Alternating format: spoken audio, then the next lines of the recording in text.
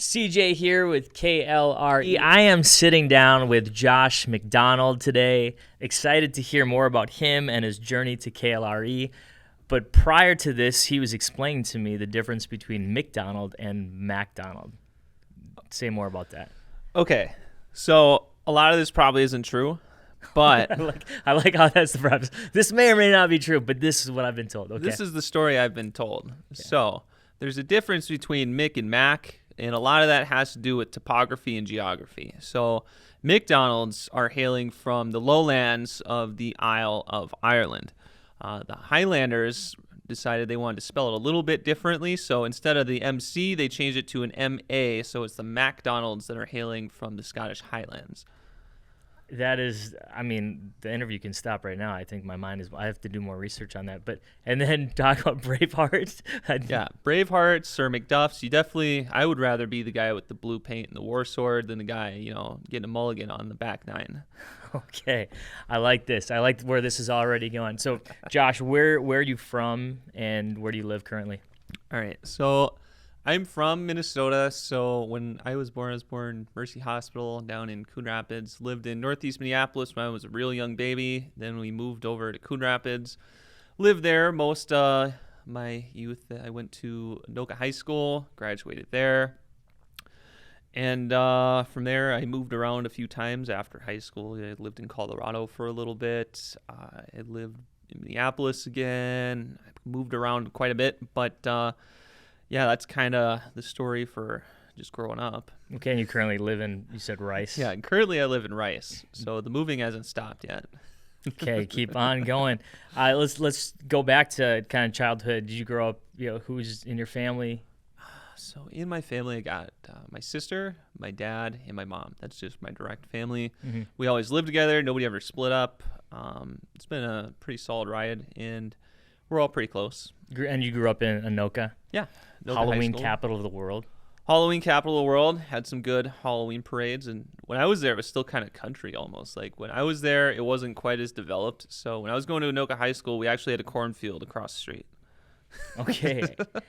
And so growing up, what kind of things were you into? Oh, I was into music so much. Like I was bringing my guitar every day to high school to just like jam out and play guitar. So you just carry your backpack and your guitar? Yeah, I would just bring my guitar everywhere. I'd bring it to my friend's house. I'd bring it out with me. Like, when did you start playing guitar? I started playing guitar when I was 14. And I was playing guitar every day. Still play guitar every day. And then what type of music do you love to play? Oh, everything. I think I started out was playing like 80s songs and stuff because I thought my dad's music was cool. I was like, this is sweet. I'm playing, what was I playing? Like Def Leppard and stuff like that. Okay. And then was this an acoustic guitar you'd carry around or electric guitar? Well, I'd carry around my acoustic guitar, but I'd go. So a lot of times, like serenade girls like at lunch. I would. Hey, actually. I wrote a song for you. Sometimes I'd write them songs. Sometimes I wouldn't, but I definitely play for them. Okay, so music was important. Sports or what other extracurricular things were you into? Sports kind of went out the window in high school and came back in later. So in high school, it was all about music. Before that, though, in middle school and everything else, I was a very avid sports player. I was in baseball and football. And I actually really enjoyed them. I was taking it pretty seriously. So I was doing that, but just kind of fell off with music. I was just like, this is way cooler. Yeah.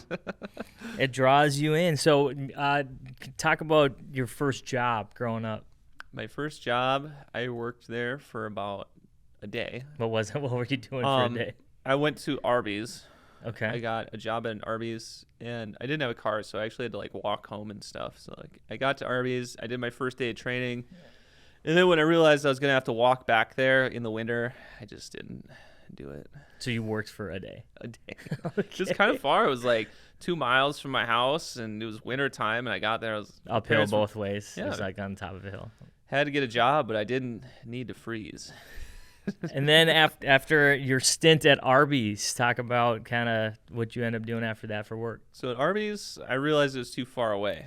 So I went to the Dairy Queen that wasn't 2 miles from my house. It was like half mile, and I compromised. So I started working there because I could walk there without being frozen. Yeah. Logical, very logical. Yeah. So after Anoka, tell me kind of where did your life take you after that? Oh, wow. after Anoka, I went everywhere. So after Anoka, I was all over the place. I was living in Minneapolis. For a while I was doing like restaurant industry and everything. Yeah. So I first started out, actually, I was selling shoes at Journeys. I just got a job in Mall America. I was selling shoes there for a long time. I was doing good. Then I started working at restaurants. I was a chef at a very fancy restaurant in Northeast Minneapolis. What was it called? The Butcher Block. It was off Yeah. of Hennepin and, what is it? Hennepin University, right next to Sturdick's, like across the street. I was working there for a while. I was their pasta chef, so I was making like really high-end pastas. That was super fun. Then I was a server over there, and I was just in that northeast pocket, and working restaurants and stuff. And I hit a wall one day, and I was like, I can't be doing this. So I kind of did some soul searching, hit the road, and kind of went out on a whim and tried to start this T-shirt company with a guy. Basically, he had owned a kiosk, and I just kind of jumped on board. We were going to Colorado, going to try to open up a store over there, and I was going to help him out and stuff and kind of get something going. And I went out there. He bailed, so then I'm left with all this stuff basically, and I started making T-shirts in my basement out there and started selling them to stores, and I was doing that for a while, just trying to make it. And like, I'd literally make these T-shirts some days, and if the stores already had stock, I'd go sell them to people directly, just like walk around and try to sell T-shirts. In Colorado. Oh yeah, And just what with my part of Colorado? truck. So in the first time I got there, we were in Colorado Springs. We were working at like a rodeo. And then from there, I ended up staying at this guy's house in Denver for like a month before I got my own place. So I was staying at this guy's house, basically on his couch for like a month, just getting it together because I didn't know anybody. I had to get it all together, get money and everything. And then I moved to Aurora, and I was renting a place in Aurora for a little bit. And then I convinced one of my friends to come out there and kind of start getting stuff going with me as well. And then she moved out there, and we were living in Boulder for a while. She moved back, and then I moved back to Aurora. There's a lot of movement in your story. I'm pretty transient. I want to go back to the restaurant. You said, you were working service industry. It sounds like you bounced from a lot of different jobs. And I think the people that might be listening might find themselves in this space where they're going from one thing to another, testing things out. How did you know that it was time? Because you said, I was serving, I was working at this restaurant. I mean, you just listed off a whole lot of different life experiences that led to, and you said this, then I just needed to do some soul searching. Like, what led to that moment where you're like, hey, this isn't it for me? When I was getting the money that I was waiting all this time for, and I wasn't having the happiness that was supposed to follow, is when I knew something was wrong. So I was getting all the money and doing the things people told me, go be a server, you'll make more money, you'll have a ton of fun. I got the serving job, and I have bar backing, all these other things going on. So basically I'm working every aspect of these restaurants. People are saying, well, there's a ceiling here, and this is basically a ceiling. I'm like, well, if this is a ceiling, I got to get out of here because I'm already, I'm going to burst through the walls pretty soon. I can't take this. I was working a morning shift delivering pizzas and serving, and then I had worked basically an overnight at bars, bar backing until 2 a.m, getting home at 4. So you're just working all day, all night. To take a nap, to work again, to get home, to go back to work. So it was just so draining. How long did you do that for? Probably 9 months, year.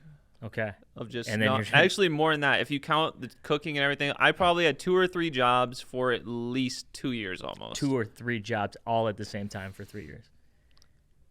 Not for 3 years. Probably closer to 2. Okay. But that's just that's full. And then you were making money. Yep. But then there was this point where you're thinking there's got to be more to this. Yeah, I knew there had to be more. So I just went looking for it. Did you just hard stop, quit?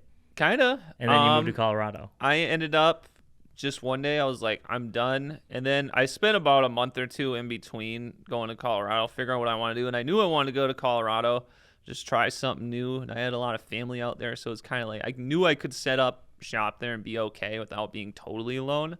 Yeah. So eventually I got a call one day basically from somebody. I was posting these rap videos actually, and I was sending them out to my friends. And this guy that was doing the T-shirts was also trying to put together a music label. So he'd seen one of these videos that I had sent my friend a month ago, and she had shown this guy, and this guy was like, you should come with me. I'm going to be doing this. So that's how I ended up Okay. on the road to Colorado. It sounds like your posture has been in this search. Oh, yeah. And I think there are a lot of people that find themselves in this place. And we'll get to your success now, but I just love hearing this part of the story where a lot of times we think that what will make us happy doesn't once we achieve it. And then you have to hit a reset, start over, something new. Colorado, T-shirts and music. How long were you out there exploring that? I was out there for at least the summer into when the snow was flying. So, like, I was in there in, like, May probably is when I got there, and then I left at the end of October. Okay. But I did a lot in those few months. Like, I know. So just a few months, it sounds like a lot of experience. Then what led to that transition coming back to Minnesota? Came back to Minnesota when I realized I didn't have to move far away to have a better life. I realized I was literally putting myself in a precarious situation I didn't need to when I have all the support at home. And all it was a mindset of me thinking I needed to leave to change my life, but I didn't. I left and all of my same problems followed. They all came back. And when they all resurfaced, I realized, well, it's not this. I need to change. So then I changed while I was there, and I came back as a changed person, but the place didn't change me. I could have changed anyway, and I realized that. So I came home to get the support to build to a better place and try to start from scratch. Okay. Thanks for sharing that part of the journey, because I think that's what a lot of people, man, the fact that you can discover that in a few months is actually a good thing. I think there are people that full seasons of life, 2, 3, 4 years, it takes them to realize what you've realized, that the problems will follow you if you don't deal with them on point and at that time. And so I think it's a blessing that you only went for a few months and realized that, hey, I don't have to go too far to find the support. Talk about that support system that was here, just kind of waiting for you to realize those things to come back. Well, who was that? And it's the family.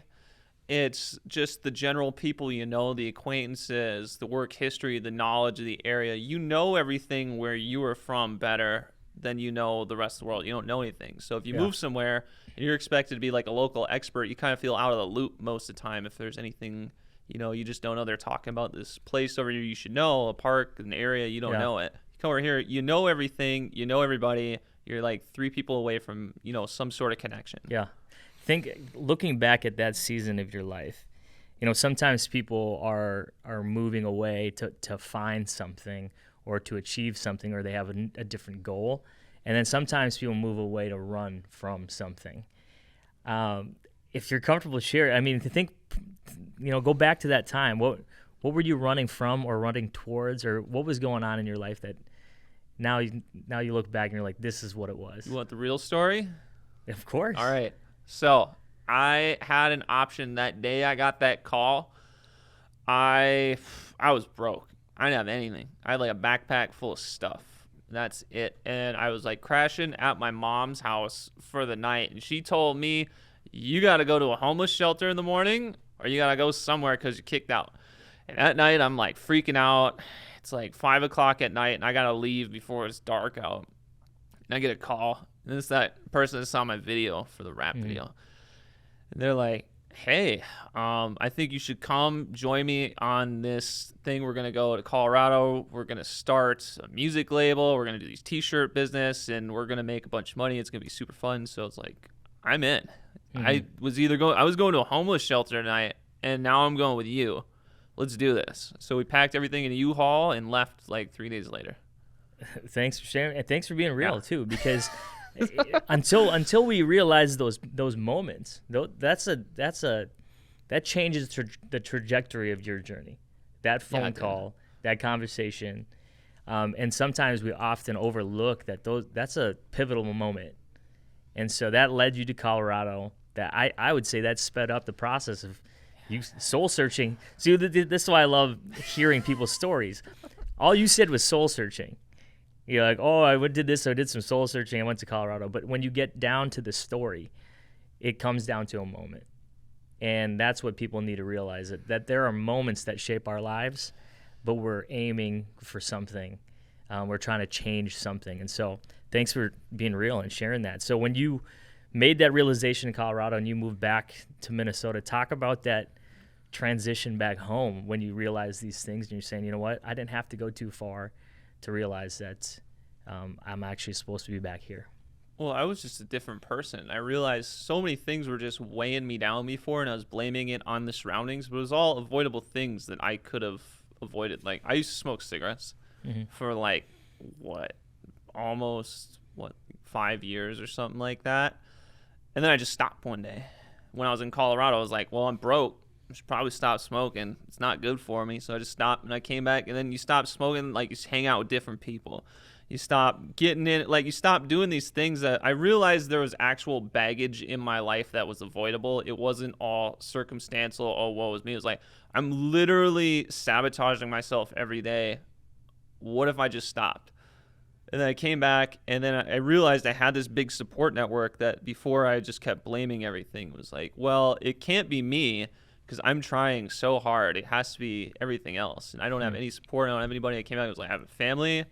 I have friends, I have past colleagues, I have experience, I know everything. I just had this huge network that I never used, and I was totally blind before. I just never saw it. Man, I'm grateful for your story too, and I think it might be a rarity for people just to say, you know, I was smoking for how long, and then I just decided to quit, and then I was done. Like, it was hard. Don't let me make that understate. Like, that was really hard, and it's really painful and really uncomfortable. But then you do it, and your whole life is just like you've overcome another adversity. And then there's not that many things that are as hard as quitting smoking cigarettes. To be totally honest, like physically, mentally, and like socially, it affects you. So like when you stop, everything's so easy. If you have like something hard at work, or like in your relationship, you know you can stick it out because you spent a week of cold sweats, puking, and like being sick. You know, I'm glad you clarified that for me, because I haven't had to walk through that. But to know, okay, your story has a lot of pain and a lot of kind of pushing through it. And what I know to be true for myself and many others is that pain is the precursor to change. If everything is good and you're comfortable, everything stays the same until something happens. And so I think having a healthy relationship with pain and struggle actually leads to growth. So it sounds like Colorado led you to that realization, and it brought you back to Minnesota. So kind of keep walking through your story from moving back home. Man, I came back fired up. I was not messing around. I wasn't even like watching TV. Like, I was just dialed in. Like, I had terrible What were you jobs. dialed into? Like, what was going on? I was like writing rap music songs every day. I'm writing new guitar parts. I'm writing all day long. My parents think I'm insane. I'm working terrible jobs. I'm just working hard. Like, I didn't even have a car. And I'd go walk through like, 6 inches of snow for a mile to get to a TGI Fridays to work all night and do dishes to come home and get like $10 and just broke, working really hard at terrible jobs, and they'd get better and they get better. And then one day I scored, or actually in the middle of that, I started going to college. And then I went to college for a while, and I was doing really good. I had like a 3.7 GPA. I'm getting A's, A pluses and stuff. What were you studying? I was going to do engineering, actually. Okay. So I just wanted a job that had more money, because I was like cleaning boats for one of my jobs, and I was like, this can't be it. Like, if this is the rest of my life, I'm really sad. Yeah. So I decided to go to college and see if I could, do the path I never tried before. Because so I never graduated high school, right? I got a GED. So I never did college. I never did school to my abilities that I knew I could. So I go in college. I'm getting A's. COVID came. And then even in college, I realized that, like, maybe this isn't it either. So in the middle of that, COVID came. And I got this new job selling phones at Sprint when Sprint was around, and I did really good at it, like really good at Sprint. I was like #1 in the state, and going crazy, making a bunch of money. And even then, I knew I was capped at the ceiling. Yeah. So between college getting shut down for COVID and me being like, this is a joke, I'm not paying, thousands of dollars to do my science lab at home. No, I'm not going to do that. And then my job, kind of noticing I'm at a ceiling. One day, I'm sitting around in like my girlfriend's apartment on my day off, and I saw the little Chris Lindahl thing on Facebook, and I was like, let's do this. I'm planning on having a future with her. I don't want to live in this terrible apartment. I don't like my job that much. Let's do this. Let's see what happens. Because I thought they were going to totally say no. I was like, I am not qualified. If they run, like, there's no way I'm getting this job. Yeah. And then they're like, hey, what do you think about, starting this week and getting your training done? So you went through the scholarship program? Yeah, I went through scholarship program about when I started, like, August of last year. Okay. And it sounds like you already had the experience of sales, and you were crushing it at Sprint. What made that so easy for you? Like, looking back at that, 'cause that's stuff? a gift. Yeah. Oh, I've been selling stuff since I was a kid. So when I was in middle school, I started getting a bunch of candy from the dollar store and stuff. So I'd go into school then, and I would have these bags of candy and start selling the pieces, because I noticed everybody started asking me for stuff. So I started charging them, like, quarter, 2 quarters, whatever, for the little candy bars and the Jolly Rancher stuff. And I started making money, and I'd go buy more, and I'd sell them. And that was like my thing for a while. That's why you didn't have to go to Arby's. You're like, I'm going to sell Jolly Ranchers at lunch. And then, I was like moving around my CDs and stuff. I used to, back when we had CDs. Okay, so you had this sales in you. Yeah. You just needed to see it unleashed somewhere that would make more than some candy. I needed somewhere with some direction, I feel like, because even before, like, I'd sold odd things online, just like my old phones and stuff, and, whatever I had. So I was good at doing it. I just never had the direction or, like, a steady supply. I wasn't selling anything with a supply of, like, hey, I can get you more of this. I can do this, So talk about that transition then. So, like I said, oftentimes life gets interrupted. COVID happens. You had plans. College was the thing. You realize it's not happening. You're in sales, and then you see this video, and you're like, okay, I'm going to apply for this. Yep. And you've, between that moment and your success now, talk through that. Were you nervous, kind of stepping into this new thing? Were you excited? You were terrified. Everybody told me you're making a big mistake. My dad used to be in real estate. He's like, dude, good luck. I don't know how this is going to pan out for you. And my mom's telling me. Sounds so encouraging. Well, here's the thing, too, is, like, I thought you're supposed to do it part-time. Everybody's like, you should just do it part-time. So I'm out applying for jobs, because I had, like, a 2-week gap between there. So, like, I actually applied for all these different jobs. So I had 2 car dealerships that wanted me to work for them, and, like, literally were like, just start here. I told them no. And my parents were, like, freaking out. My girlfriend's freaking out. Like, we're not going to make money. This is a terrible idea. I can't believe you're doing this. So I did it, though. Yeah. And I'm not looking back. That was like the best decision I made. You've tasted some success here. Well, I was looking at them on the table. So it's like, you could make $75,000 at the cars, but you're going to work every single weekday. You're probably going to be working holidays. You're going to have to come in on days you don't want to, and you're really not going to have a life. Real estate, complete mystery. Curtain number 2, you could make $1 million. You could bust. And I'm a huge gambler, so I was in. You're like, I'm in. You didn't have to ask me twice. So I was looking at this, so you're telling me I'm going to have the same ceiling problem, or it just goes away. It's just like when I decided, I could drop these things out of my life or not. And I was like, well, I could do the same thing or not. So starting terrified in this new role, and you have some people that are not in your corner as far as, hey, go get them. You're like, good luck. Talk about those first few months and that transition into, learning this new industry and then kind of just diving in. It was terrifying, because I started to lean back down to the broke road again, of where I'm not having any money, and I was terrified, because we just moved into a new house. I got a girlfriend now. I got kind of like these responsibilities in my life that I didn't used to have. So I have these responsibilities now with the added stress of I'm working just as hard as I was when I was, like, selling T-shirts and stuff, but I'm not getting any money, like, at all. And it's not right away. So I sold a house my first week, and I wasn't getting paid till January. So I had a few $1,000s saved up, but by the time I actually got paid, I think I had $38 total between checking and savings. So I wasn't going to be able to pay my next bill. Mm-hmm. And that's how close it got. But it was just, you had to be all in or you weren't going to get the return. And now, I wouldn't even have to work for a few months and I would be fine. But that's not going to be the case. It's not going to be the case, but you know what I mean. No, I do. It's not me working, not knowing if I'm going to make it. It's like I'm comfortable enough financially where I can just work and be okay with it without the stress. So talk about that, because I think that's a lot of people are thinking about that. I won't be able to make money for a few months, but you've pushed through, and now, like you said, I mean, what you thought before was a problem is now, hey, I've pushed through it. Kind of like this, quitting smoking. I feel like your story has shown me that once you push through something, there's actually something on the other side of it. So for those agents that are kind of pushing through, or not even stepping in because they had those fears, you're on the other side of that. What would you tell those people? It gets worse before it gets better. You're going to have all of those uncomfortable feelings you don't want to have. You have to face it. You have to just feel it. You can't dumb it down. You can't skirt to the edge and try it, because you won't get the full result without taking it all in. You just got to take in all of that feeling and own it. I'm uncomfortable. I'm scared. But I am going to use all of my skills and all of my effort to get me this result. And if I can't, then I guess I'll have to do something else. But if I give it my best shot, then I know I will get my best result. What keeps you motivated?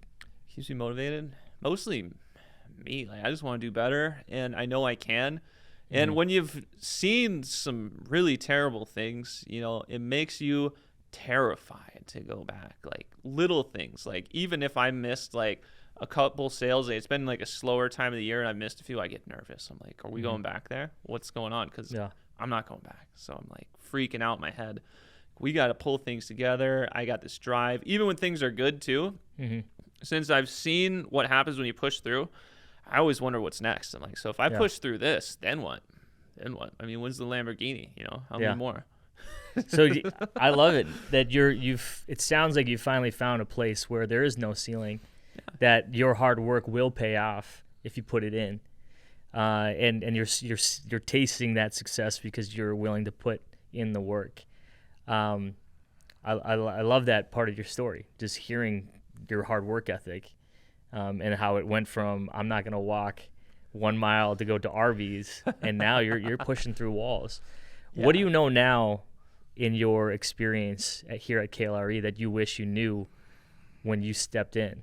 That first training? What I wish I knew. I wish I knew the little nuances of everything on like how to just see things now. So when I look at my new client, I'm walking in and we're talking about things, I usually read the situation and know exactly what they need.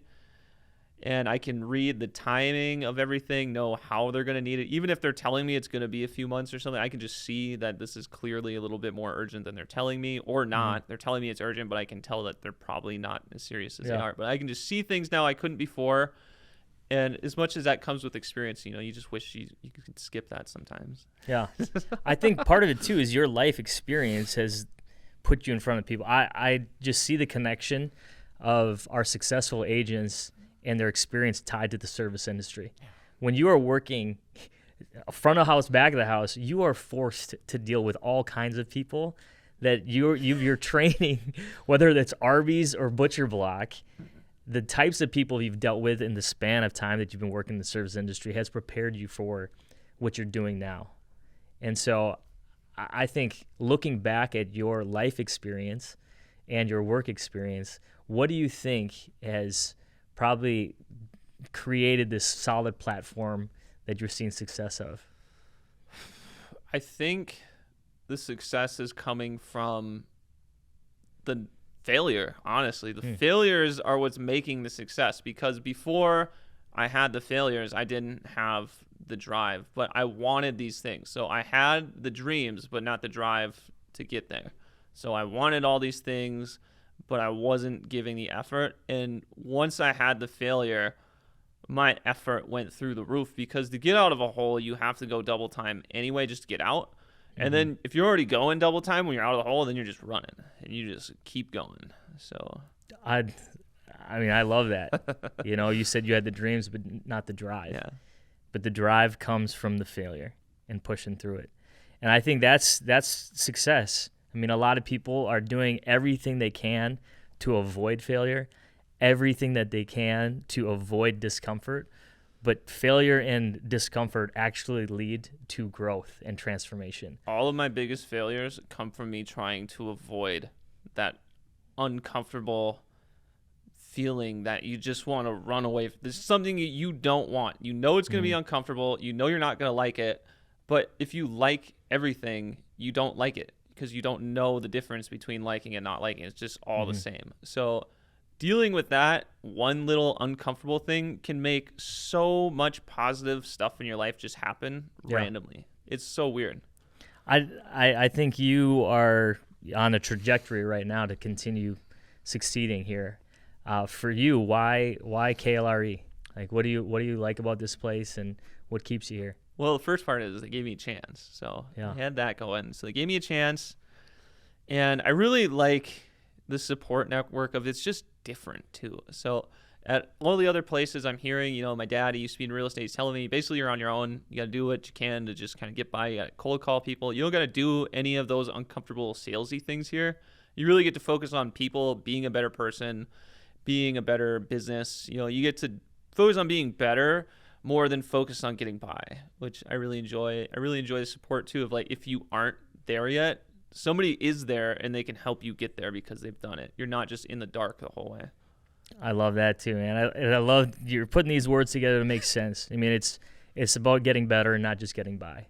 And so I'm grateful for the time that you've spent. I think there's a lot of nuggets of wisdom that people can pull from your experience, and I'm walking away just understanding, like, hey, there's a lot more to Josh than just the suit and tie. And so thanks for sharing your story, and I'm excited to see your growth. Thanks, man. That's it. Let's wrap. Cool. We're good. Awesome. Two things quick. Yeah. Are you a scholarship person? Yeah. Can you just talk about that really quick? Sure. Kinda Yeah. You know, as you mentioned, like, I think your phrase was they took a chance on me.